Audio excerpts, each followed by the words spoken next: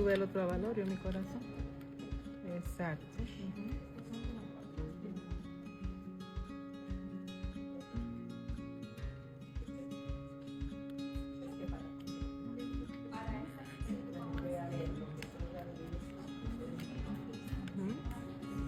Y completa.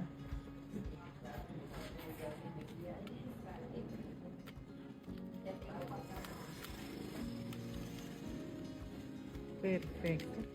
Ahora que ya están atrapadas las tres cuentas, puede hacerlo de dos formas.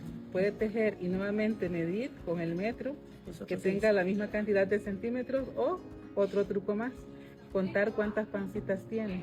Entonces, en base a cuántas pancitas o cuántos nudos planos tiene, repetir la misma cantidad acá. Y esa es la fórmula, hasta completar la pulsera.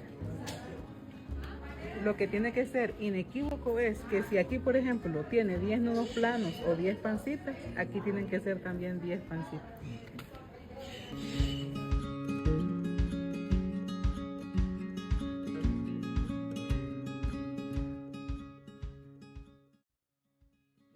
Entonces, mi corazón, este bucle tiene que ir por detrás de estas cuerdas que son las centrales.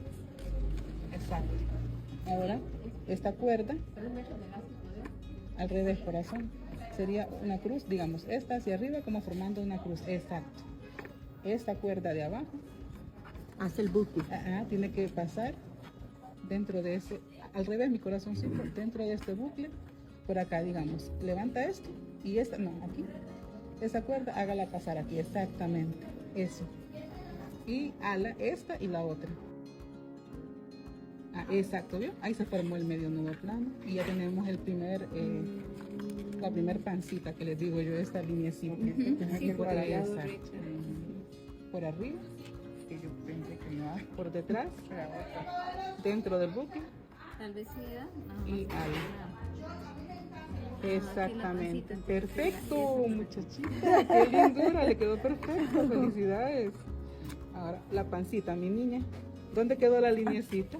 Exacto, ahí, por arriba de las cuerdas centrales, esa por arriba, por detrás y al bucle, eso.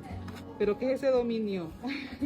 Ahora sí, perfecto, vean, está quedando perfectísimo. Bendito sea Dios. Lindo, lindo, lindo. Y a usted, profesora. Con muchísimo gusto, mi amor, con mucho amor.